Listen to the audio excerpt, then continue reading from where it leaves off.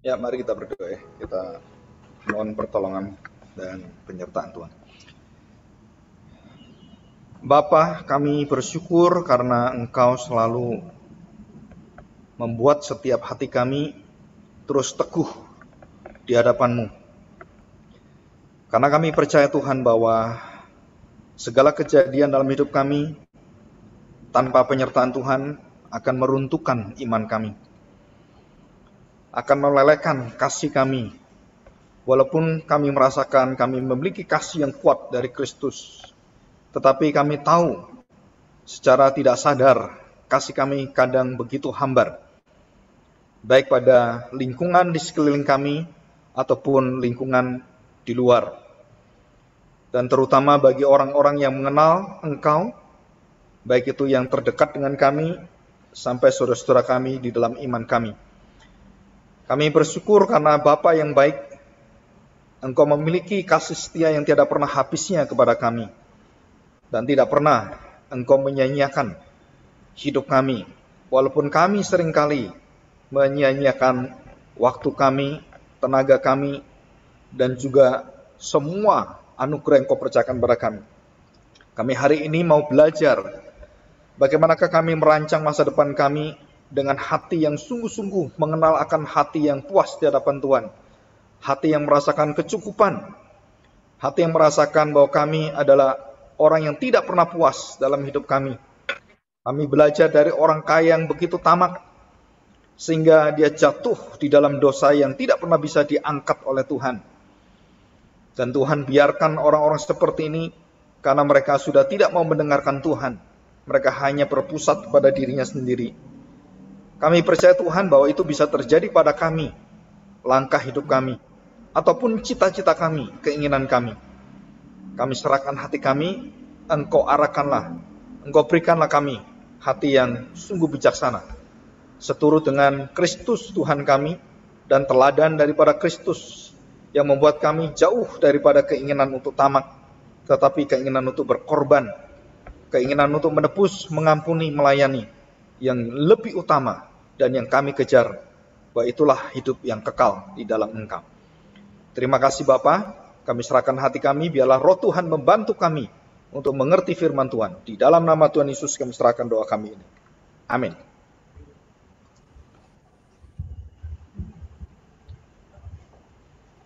Ya, kita hari ini belajar dari Lukas, Injil Lukas ya, pasal 12.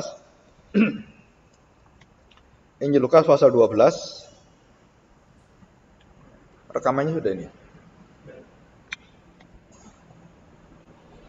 Ayat 13 sampai dengan ayat yang terakhir ya, 21. Nah, setelah kita lihat pada pasal 12 ini, ayat 1 sampai ayat yang ke-12, ada satu pengajaran secara khusus kepada murid-murid Tuhan Yesus. Artinya khusus itu bahwa bukan untuk yang lain, tapi khusus untuk murid-muridnya, ya, orang-orang yang sangat dekat dengan dia. Nah, apa ajaran khusus itu? Yang pertama adalah kewaspadaan. Saudara, kita bahas hal ini ya nanti. Kewaspadaan terhadap ragi, yaitu kemunafikan orang Farisi. Jadi murid-murid itu pasti akan mengalami itu. Apa itu? Kemunafikan. Dan kita juga pernah melakukan itu dalam hidup kami. Walaupun kadarnya kecil, sampai kadarnya itu besar, atau kadarnya itu nggak sengaja, sampai kadarnya itu disengaja. Ya. Kemarin hari Jumat dan Sabtu, saudara, tolong saudara kalau ada YouTube-nya, tolong saudara dengarkan. Tentang teologi pemujaan. Dan bagaimana kita jatuh pada pemujaan pada manusia, dan kita lupa memuja kepada Tuhan dalam aspek hidup kita. Ya, itu ada urutannya. Mungkin 2-3 kali, nanti 2 minggu lagi masih membahas itu. Bulan depan baru akan bahas yang lain. Nah, saudara, kenapa saya bahas itu? Karena saya melihat pemujaan itu sudah di luar jalur yang Tuhan inginkan. Dan kita selalu, yang kita puja itu selalu yang sesuai dengan mata kita, sesuai dengan keinginan kita, atau sesuai dengan dunia ini, ya, di situ. Oke. Nah, saudara perhatikan, waspadalah terhadap ragi, ya. Terus kedua, Tuhan mengatakan bahwa di dalam Kristus, di dalam hubungan kita dengan Kristus, saudara, tidak ada dosa yang tidak terbuka. Semua akan ditelanjangi Tuhan. Dosa apapun, saudara, yang kau sembunyikan di tempat yang begitu rapi, tetap Tuhan tahu. Ya, Tuhan itu maha hadir, maha tahu, maha kuasa, dan maha adil. Dan dia akan menghajar kita sesuai dengan rancangannya, keadilannya. Ya, dan di situ dikatakan yang kedua, dan walaupun kita bisa menyembunyikan di hadapan orang lain, dosa kita itu tidak tersembunyi di hadapan Tuhan. Dan kalau Tuhan mau mengungkapkannya, pasti dibongkar. Ya, saya percaya ada dosa-dosa yang tidak terbongkar sampai kita mati. Saya pernah mendengarkan satu hamba Tuhan yang sudah tua, dan dia berkata bahwa waktu masa mudanya, dia pernah melakukan perbuatan dosa yang tidak pernah jemaatnya tahu. Dan dia tidak ingin jemaatnya tahu. Karena kalau jemaatnya tahu, dia merasa harkat martabatnya jadi jatuh. Ya, lebih baik masa lalu nggak tahu, Pak. Dia menikah kedua kalinya. Dan dia menyesal, dan dia sudah menjadi hamba Tuhan, dan dia hamba Tuhan yang sungguh-sungguh melayani Tuhan. Nah, sampai hari terakhir sharing dengan saya itu berapa 10 tahun lebih yang lalu ya. Dan dia berkata, saya tidak berani menyatakan seperti Paulus tentang masa lalunya begitu kelam.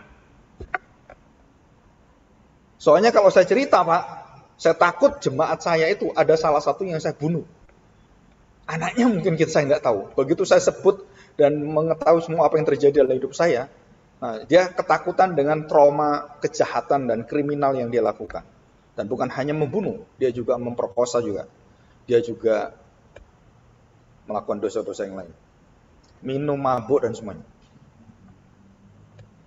Saudara, kita tahu, waspadalah. Terus saya beritahu, itu semua kamu serahkan kepada Tuhan. Jika Tuhan inginkan kamu harus menyatakan bahwa kamu tidak perlu detail satu-satu dosamu dinyatakan, enggak perlu. Kamu nyatakan bahwa saya seorang manusia seperti ini, udah cukup. Itu urusan Tuhan dengan kamu. Tapi jemaat perlu tahu, saya beritahu, ya. Kenapa? Karena kamu bukan orang sempurna. Kamu jangan menyembunyikan dosamu di dalam kesalehan hidupmu. Saudara-saudara jangan terkejut di surga nanti. Pendeta-pendeta besar itu tidak pernah dihormati Tuhan.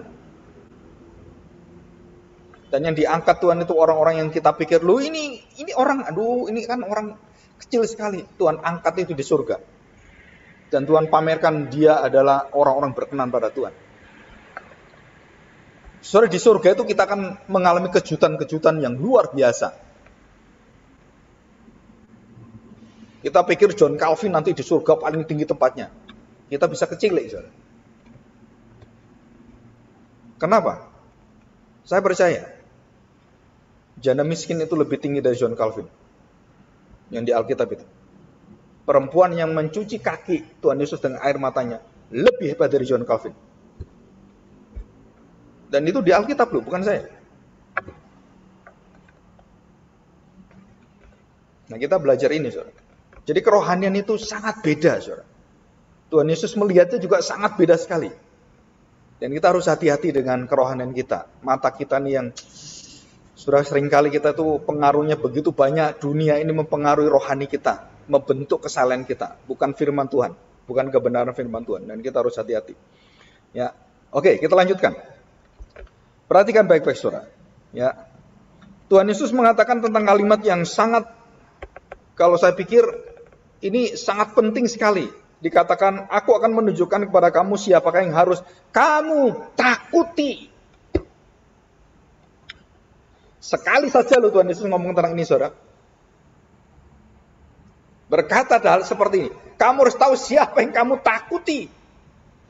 Di Injil lain, itu paralelnya ada. Tapi sama. Dan waktu Tuhan Yesus mengatakan ini, dia tidak mengulangi lagi. Kamu harus takut dengan siapa? Dan kita diberitahu oleh Tuhan Yesus, takutilah dia yang setelah membunuh, mempunyai kuasa untuk melemparkan orang ke dalam neraka. Sesungguhnya aku berkata kepadamu, takutilah dia. 2 kali, saudara. Saya tanya, siapa ini? Saudara tahu, di dalam peranan Allah, Bapa Tritunggal dan Allah Roh Kudus, yang berhak melemparkan orang ke neraka siapa? Bapak surgawi.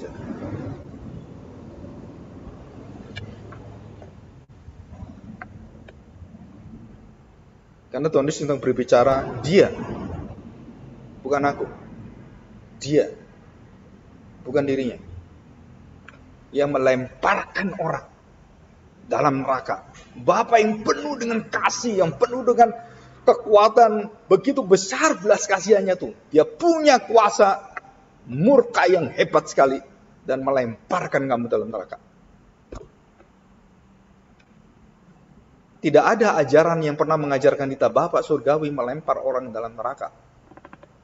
Selama kita dengar khotbah, sudah pernah dengar nggak?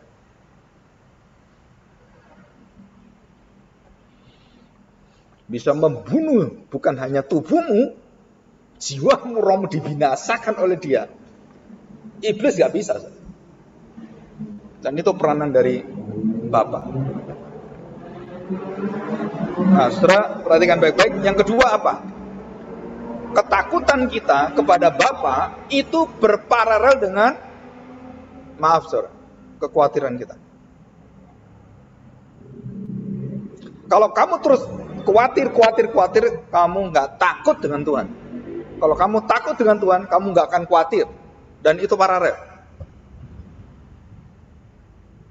Dan Tuhan Yesus mengajarkan paralel ini. Bukankah burung pipit dijual 5 ekor 2 duit? Sungguh pun demikian, tidak seekor pun daripadanya yang dilupakan Tuhan, yang dibiarkan Tuhan, yang tidak diurus oleh Tuhan.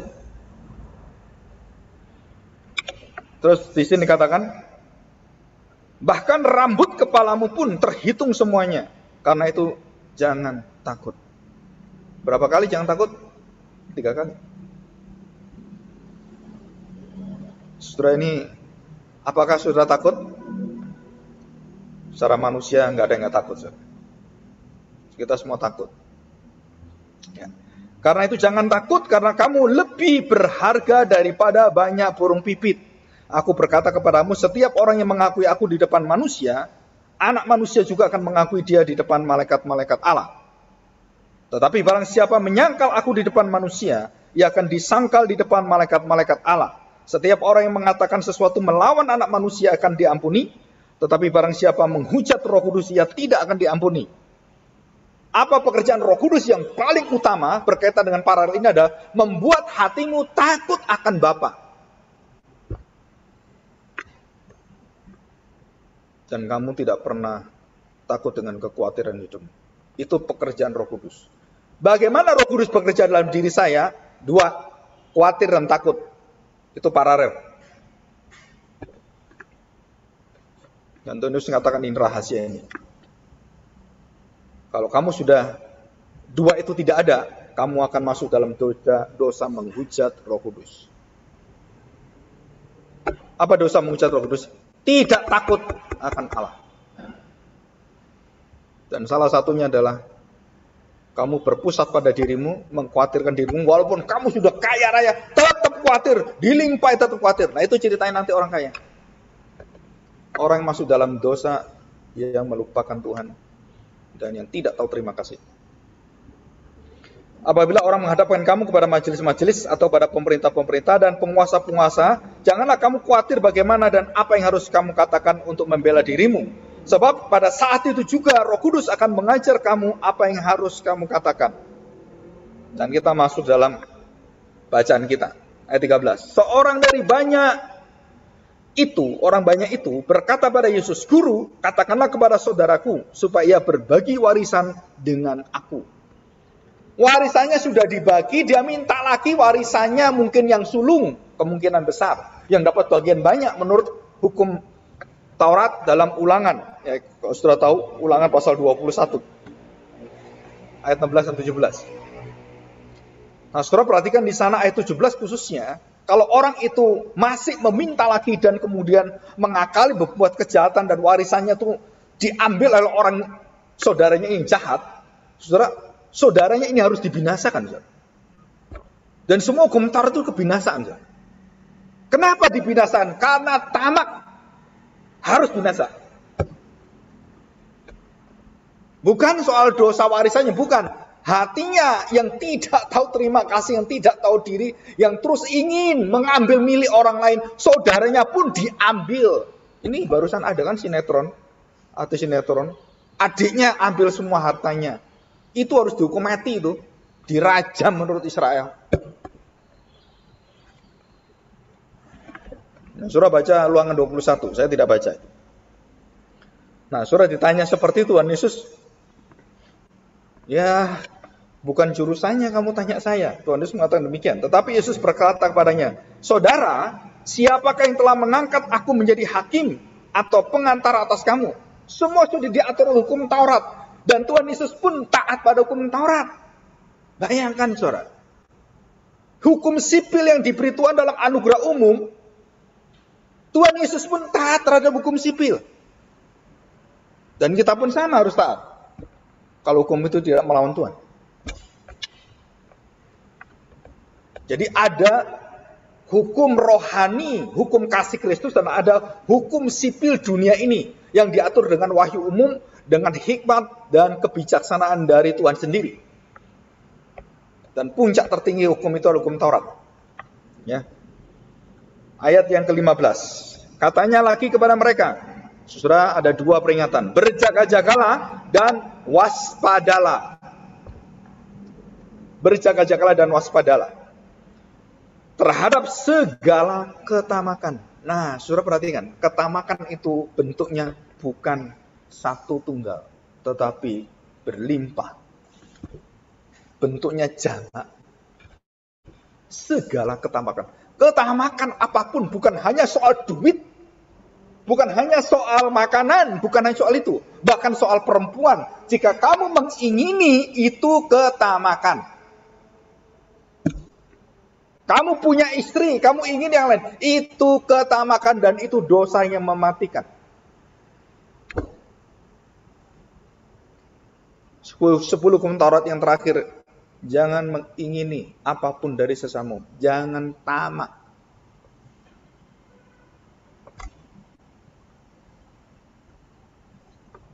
Saya pernah punya murid, Pak, kita kaget sekali, Pak. Itu anak dari Papua sekolah di STTB. Sekarang dokter, sedangkan saya S1. Dulu kan lebih rendah dari saya IQ-nya. Kok dia bisa dokter, Pak? Saya ngomong, nggak perlu IQ. Yang perlu itu kamu mengajar dirimu sendiri. Jadi dua yang dari Papua itu dokter di Belanda. Dapat dokter. Dari segi baca, waktu masuk, baca aja masih susah. Mungkin sekarang bisa diangkat jadi ketua sinode seluruh Papua, kita nggak tahu.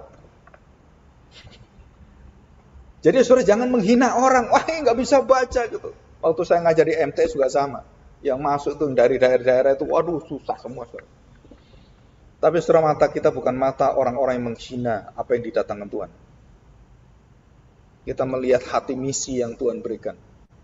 Masa depan yang Tuhan tetapkan pada orang. Kita nggak tahu. Kita cuma punya tanggung jawab mengajar mereka, mempersiapkan, memperlengkapi. Di luar itu wewenang Tuhan semua. Dan seringkali, kemarin kita lagi pertemuan, seringkali orang yang begitu pinter, akhirnya ujung akhir off keluar. Pernah di sini anaknya, pernah main dengan kita, anak pinter itu. Tapi di ujungnya gagal, saudara. Hanya karena apa? Keinginan. Ingin dia ke gereja yang lebih baik, lebih banyak gajinya seperti itu. Dan ditinggalkan. Itu juga ketamakan. Jadi kita lihat, oh anak ini kita proyeksikan bagus gini-gini. Itu semua Tuhan yang ngatur. Ada orang yang dulu saya berguru dengan dia, dan waktu saya ngajar, dia jadi murid saya. Loh, kamu dulu kan tak ajar. Loh, kamu sekarang ngajar saya. Ya memang nggak boleh gitu. Yang terdahulu menjadi terkemudian, terkemudian jadi terdahulu. Memang mau apa? Nggak penting itunya, penting kamu belajar. Siapa yang ngajar saya, siapa yang saya ajar, nggak penting. Saudara, kita belajar itu. Ya, jadi di sini Tuhan Yesus mengatakan, itu bukan pekerjaanku, bukan panggilanku untuk menghakimi kamu. Karena semua sudah diatur dengan baik dalam hukum Taurat dan hikmatnya sudah ada. Dan kamu jangan macam-macam. Jangan kamu pikir, kamu bersama dengan saya, kamu manfaatin saya supaya kamu dibela oleh saya karena saya gurumu. Dan dia karena wewenang saya sebagai guru, sungkan. No. Tuhan Yesus tidak bisa diatur oleh orang-orang ngikuti dia, termasuk muridnya.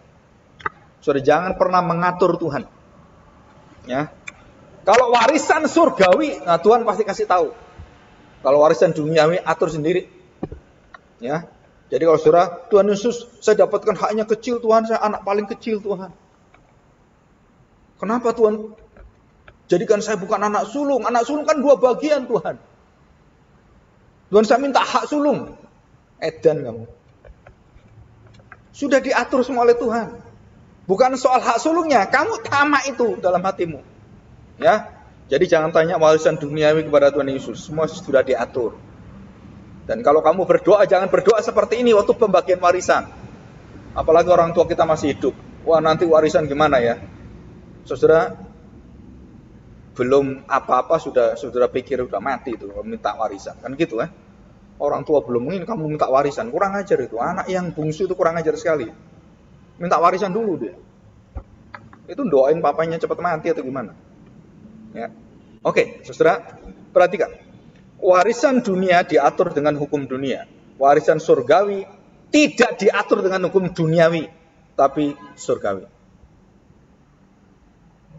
Jadi saudara, di sini kita harus tahu betul masalah-masalah dalam kehidupan kita. Tuhan Yesus mengajarkan seorang hamba Tuhan, dan di dalam suratan Timotius, termasuk mengapa diangkat diaken, 7 diaken, dan diangkat penatua. Kenapa? Saudara harus tahu ini. Seorang yang dikhususkan Tuhan menjadi hamba Tuhan, saudara, tidak diperbolehkan mengurusi hal-hal duniawi. Karena dia berurusan dengan hal surgawi. Dan itu harus dilindungi oleh gereja. Dan itu pernah disampaikan oleh pendeta Caleb Tong. Jika kamu tidak bisa menghormati orang-orang yang dipimpin Tuhan, di bawah Tuhan, jangan seumur hidupmu kamu mengatakan kamu mengasihi Tuhan. Dan gereja itu diberkati Tuhan dengan luar biasa. Kenapa? Karena begitu hormat dengan hamba Tuhan.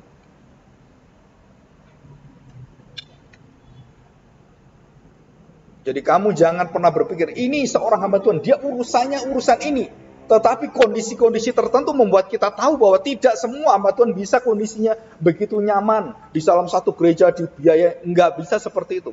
Tapi yang di pelosok-pelosok daerah, mereka berjuang setengah mati luar biasa. Dan itu pun tidak ada yang perlu dikhawatirkan. Tetapi hati yang sungguh-sungguh melihat, yang sudah Tuhan atur. Jadi para rasul itu menyesal luar biasa. Kenapa? Lah saya kok ngurusi gini-gini. Ini bukan urusan kami. Urusan kami adalah rohani berdoa. Dan ini harus diangkat. 7 diaken diangkat. Untuk apa? Membantu para rasul. Dan penatua-penatua yang mungkin sudah jutaan penatua diangkat di seluruh dunia. Membantu siapa? Hamba Tuhan. Kemarin ada seorang yang ikut ditanya, Pak, di tempat Bapak ada penatua enggak? Belum. Diaken? Belum. Loh, yang ada apa? Pelayan Tuhan. Waduh Pak, nanti kalau ditanya ini gimana gitu, saya katakan, ya nantilah 5 tahun atau ya minimal 3 tahun lah angkat penatua. Jadi semua siap-siap semua yang jadi penatua. Jadi bukan soal penatuannya, bukan, soal komitmen hati yang sungguh-sungguh di hadapan Tuhan. Dan kesetiaan itu tidak bisa tidak bisa ditipu musliati. Ya, semua itu nyata di depan kita. Dan semua itu bukan dari saya, dari Tuhan semua. Dan orang itu kemudian merasakan, iya ya kalau gereja nggak ribet enak ya. Ya bukan enak aja, ya memang harusnya seperti itu. Tidak boleh ada yang ribet-ribet sebenarnya. Harusnya tuh begitu tenang. Oke, saudara, ini kita masuk hal yang kita bahas hari ini ya. Ada 2. Saudara, tentang waspadalah, berjaga-jagalah, dan yang kedua adalah, yang paling penting adalah ketamakan, pleonaksia, ya, noxia. Jadi semacam, kalau saya ngomong itu greed, ya, greed itu bahasa Inggrisnya itu satu keinginan yang tidak mungkin tidak tercapai, dan keinginan itu tercapai dengan segala keinginan menurut dirinya sendiri. Jadi bukan menurut apa yang benar. Nah, soal pertanyaan adalah paling penting adalah bolehkah atau salahkah orang ingin jadi kaya? Jawabannya boleh dan tidak salah. Karena kekayaan tidak menjadi salah satu penyebab dosa, bukan. Penyebab dosa hatimu, bukan kekayaan. Saudara jangan nyalakan, oh karena kekayaan saya akan jatuh dalam dosa. Kekayaan itu mati, nggak ada apa-apanya.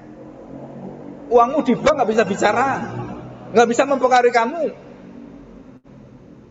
Mobilmu yang mewah semua nggak akan bisa ngomong, nggak bisa apa-apa.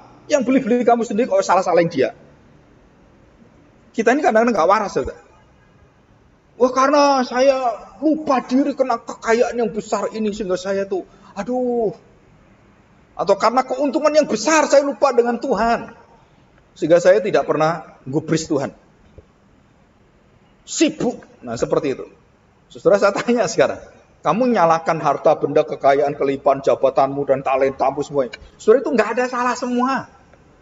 Yang salah itu hatimu, nggak bisa ngatur tata layani kekayaanmu. Kamu dipimpin dengan apa? Dengan kerakusanmu, dengan ketamakanmu, sehingga kamu nyalakan semua itu.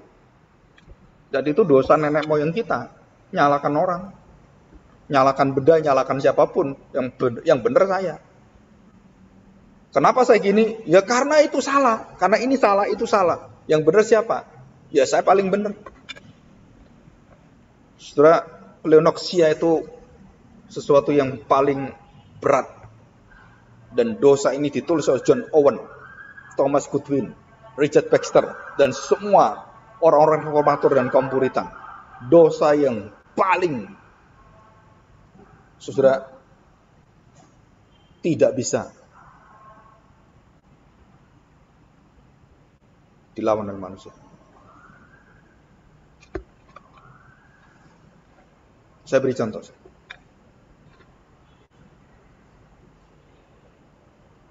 Kondisi waktu kita miskin, dalam kondisi yang setengah mati, terus kemudian saudara mulai bisa bekerja, terus bisa semuanya, sampai kemudian diangkat menjadi orang yang besar.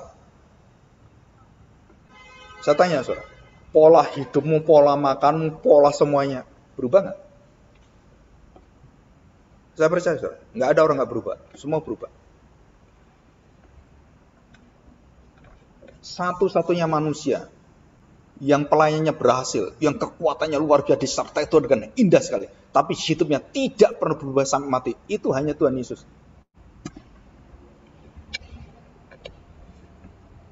Dari dia mulai pelayanan sampai akhir dia pelayanan sama. Saudara, saya percaya Tuhan Yesus punya kekayaan sangat kaya kalau dia mau kaya. Karena ribuan orang, ayat 1 Lukas 1, ribuan orang ikut terus. Dan orang-orang itu tahu bagaimana mempersembahkan kepada orang-orang yang seperti guru-guru itu. Dan murid yang pegang uang paling banyak, yang paling hebat itu Yudas. Bendaharanya Yudas. Berapa duitnya Tuhan Yesus, nggak ada yang tahu sampai hari ini.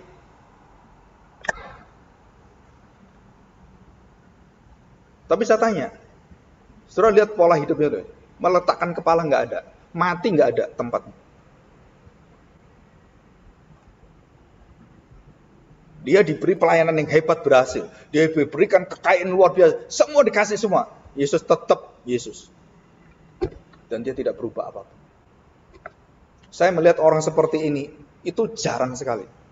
Sampai kehidupan Tuhan Yesus yang begitu pola sederhana, mempengaruhi seluruh jiwa dari Mahatma Gandhi. Bayangkan saudara, Mahatma Gandhi lebih Kristen dari kamu. Dan dia tahu apa arti sederhana.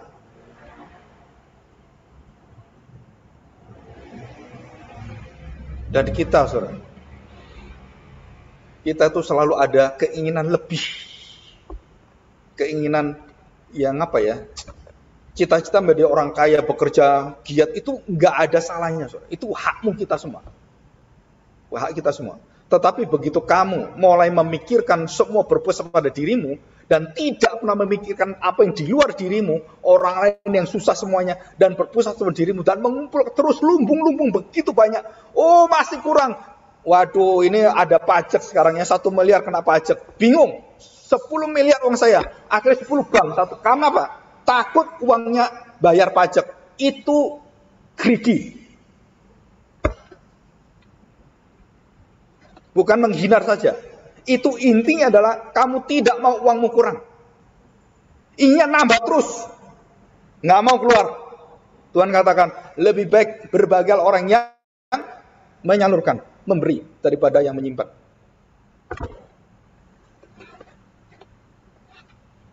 Dan hari ini kita belajar bukan menabung ya, menimbun. Nah itu beda.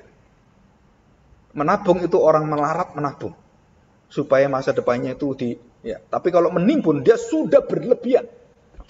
Nah itu dosa. Saudara tahu rumahnya Michael Jackson? Itu triliunan kekayaannya itu. Ya makan minum, apa sih yang dimakan Michael Jackson? Apa yang diminum? Ada suatu hari dia kepingin mainan anak-anak, harganya 20 miliar. Lebih mungkin ya, nggak tahu. Dan dia nggak bisa tidur, nggak kepingin kalau itu tidak ada di tempatnya. Dan dia tawar harganya berapa, dimainin dengan makelar-makelar itu, akhirnya dimark sampai besar, tetap dibayar. Kenapa? Greedy. Masih ingat Nabot? Isabella itu, Isabel yang sebel itu greedy, tamak. Raja Ahab. Pleonoxia adalah greed.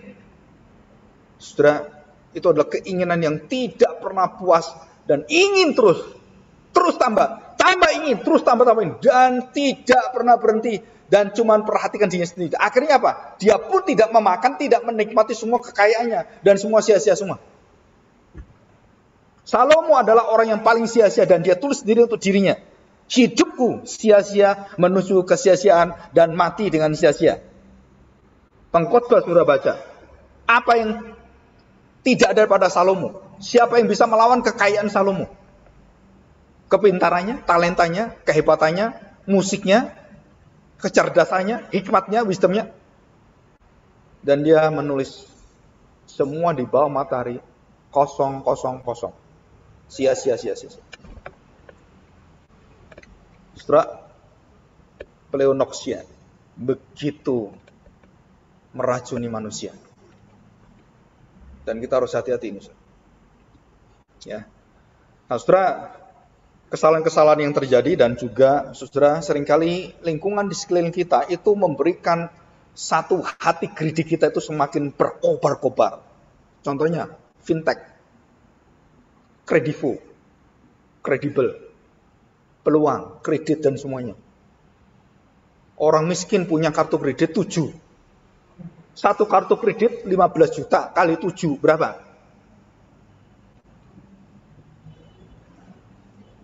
Bayangkan saudara, 100 juta bayangin. Dia gajinya berapa?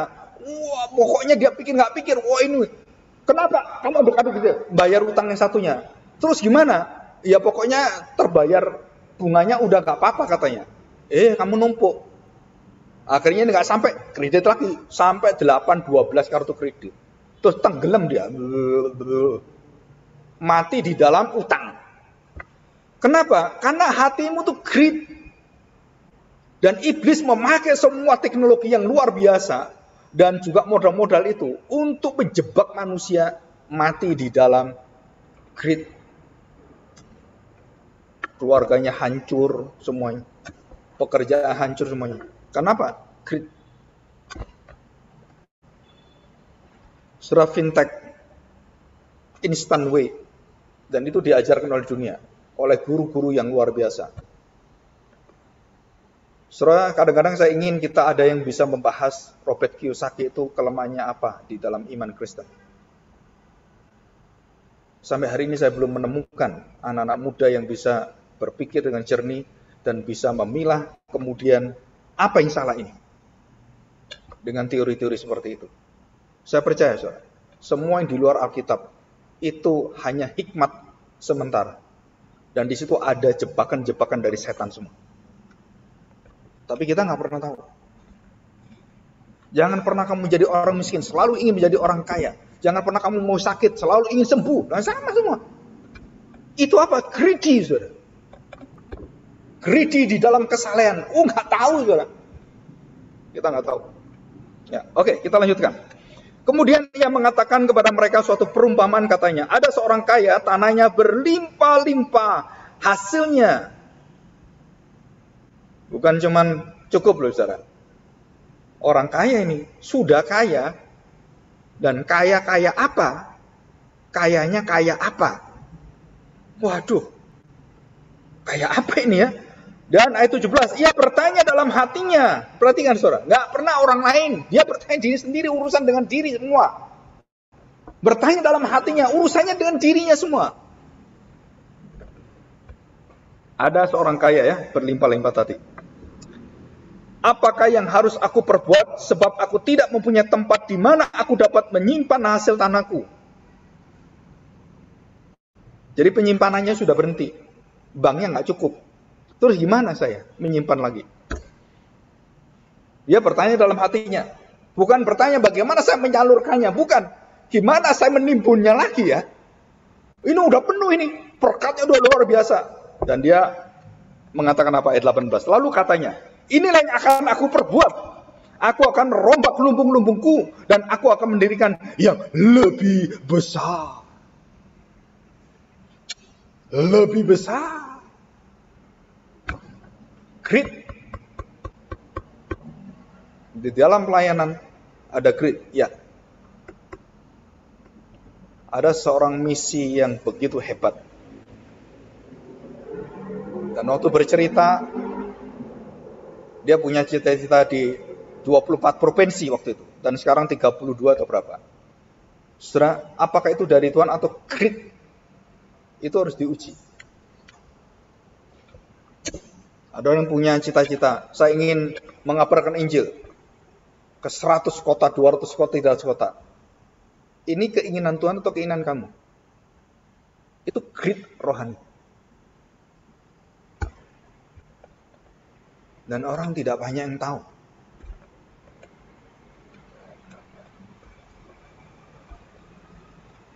Dan orang tidak ada yang bisa nyetop. Semua yang dibawa dia anak buah semuanya, yes man semua, yes man. Dan tidak ada yang berdoa di hadapan Tuhan. Benar nggak ini kehendak Tuhan?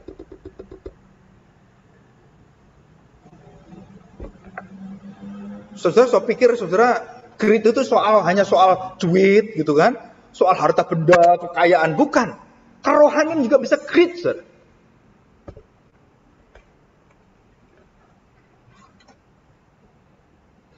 Dan itu membahayakan sekali, saudara. Dan nanti ujungnya ambruk semua. Karena bukan untuk Tuhan. Bukan untuk pemujaan Tuhan. Untuk pemujaan gerejamu, pendetamu. Saudara, mendirikan yang lebih luas, lebih lebar, lebih besar. Dan aku menyimpan di dalamnya segala gandum dan barang-barangku. Selesai? Apakah dia kemudian puas? Enggak. Kalau enggak cukup lagi, lebih besar lagi. Sampai kapan? Sampai mati. Maka Tuhan Yesus mengatakan demikian.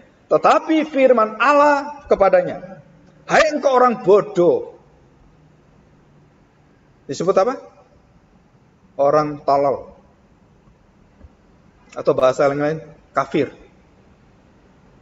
Kafir itu bukan soal agama, mengakui agama, bukan. Kafir adalah orang yang penuh dengan ketamakan. Orang bodoh, tolol. Hai engkau orang bodoh, pada malam ini juga jiwamu akan diambil daripadamu. Dan apa yang telah kau sediakan, untuk siapakah itu nanti? Kalau kamu tak ambil nyawamu, kamu ngerjain untuk siapa? Kelimpahanmu siapa? Untuk dirimu bukan. Saudara-saudara sadar yang saudara lakukan dalam seluruh hidupmu itu bukan untukmu. Untuk siapa dia? Untuk Tuhan.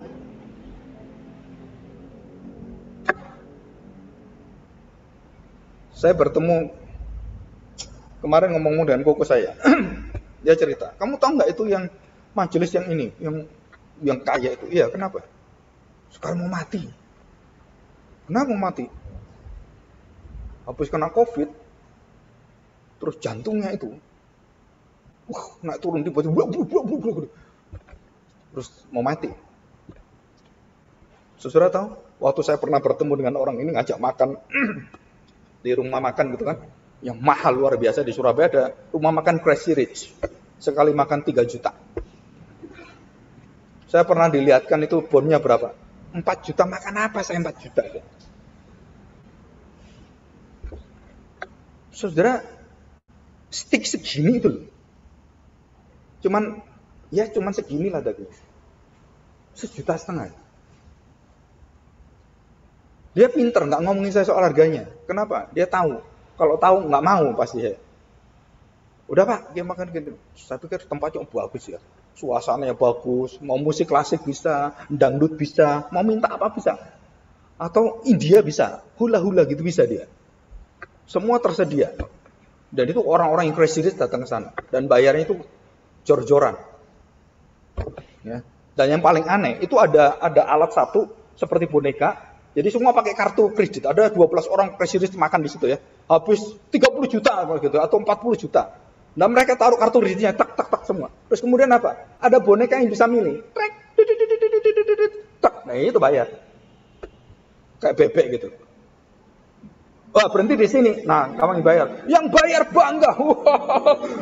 Kalau saya pingsan ya. Dia bangga sekali bayar. Crazy rich. Nah, saudara, orang itu mengatakan satu kalimat waktu dia punya kekayaan yang hebat sekali. Dia mengatakan demikian.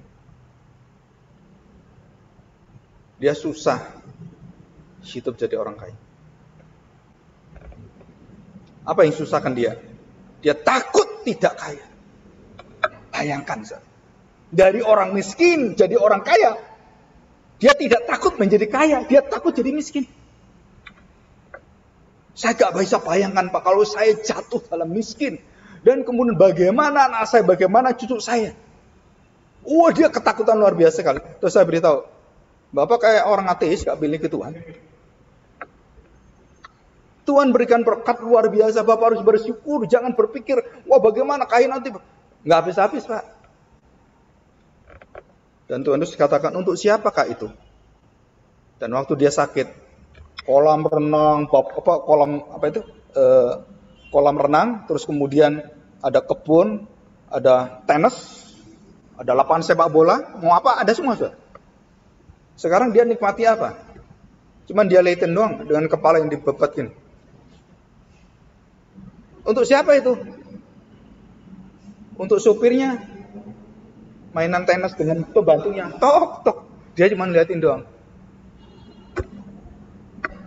Dan itulah manusia. Ya, 21. Demikianlah jadinya dengan orang yang mengumpulkan harta bagi dirinya sendiri. Jikalau ia tidak kaya di dalam Tuhan. Nah, ini saya tanya. Kaya di dalam Tuhan.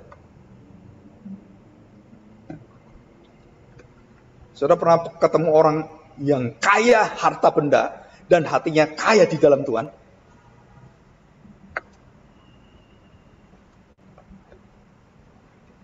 Saudara, di Alkitab ada yang namanya Dorcas, yang namanya Ayub, yang namanya Abraham, Ishak, Yakub, semua orang kaya. Dan dia kaya di dalam Allah. Jadi kekayaan itu tidak salah, saudara. Kamu kaya di dalam siapa, diatur siapa, dan kamu peruntukan untuk siapa kekayaanmu. Bukan pada dirimu, wah saya ingin. Bukan, saudara, bukan. Tapi bagaimana Allah akan memakai kamu, memakai hidupmu, talentamu, kekayaan, harta bendamu. Untuk apa? Untuk memuliakan dia. Apa yang dia inginkan. Dan semua ada di Alkitab diajarkan, saudara.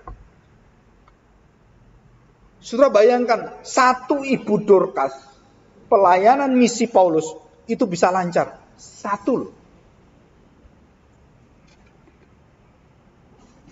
Saudara tahu ada gereja di Jakarta, konglomerat bertobat. Sekarang tanahnya gerejanya begitu banyak. Dulu dia datang ke Jakarta nggak ada apa-apa, di tangannya nggak ada uang. Dia ada nama Tuhan dan dia bertobat, gereja besar, punya sekolah, punya simfoni semuanya. Saya tanya, itu semua dari mana? Dari dirinya enggak? Tapi Allah buka hati satu orang yang kaya raya, konglomerat, beres semua. Kalau Tuhan mau, kecil sekali saudara. Bukan itu soalnya.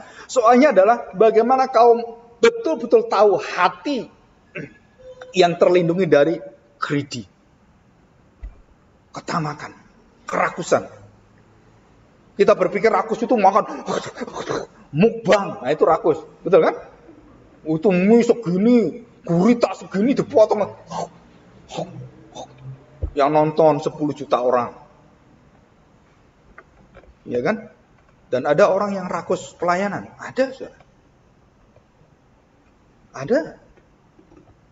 Semuanya kepingin semuanya. Bisa, ada nggak? Ada. Dan dia lupa diri. Nah, saudara, di dalam gereja, saudara harus tahu. Tidak berpusat pada dirimu. Di dalam keluarga kita sama. Tidak berpusat pada dirimu. Semua harus berpusat pada apa? Bagaimana Allah memakai kamu menyalurkan semuanya bagi keluargamu, anakmu, keturunanmu, bagi gereja, bagi semuanya. Dan barulah engkau kaya di dalam Allah. Kaya di dalam kasih. Dan itu memberkati orang begitu banyak. Ya, mari kita berdoa. Bapa, kami bersyukur di hadapan-Mu.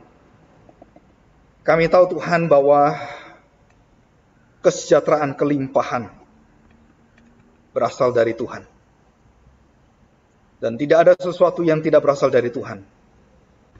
Tetapi kami berdoa, kami memohon biarlah roh Tuhan dan Kristus menjadi contoh bagi kami, mengingatkan kami terus bahwa hidup kami adalah hidup yang sangat sementara dan terbatas sekali. Jika ada sesuatu yang menjadi anugerah karunia berkat di dalam hidup kami, Tuhan kami tahu, kami tidak boleh melihat segala urusan adalah bagi diri kami sendiri. Tapi sungguh adalah bagi kemuliaan-Mu, bagi hati-Mu Tuhan. Dan khususnya hati memberitakan Injil Kerajaan Allah. Dan disitulah kami rindu setiap hati kami menjadi lumbung surgawi.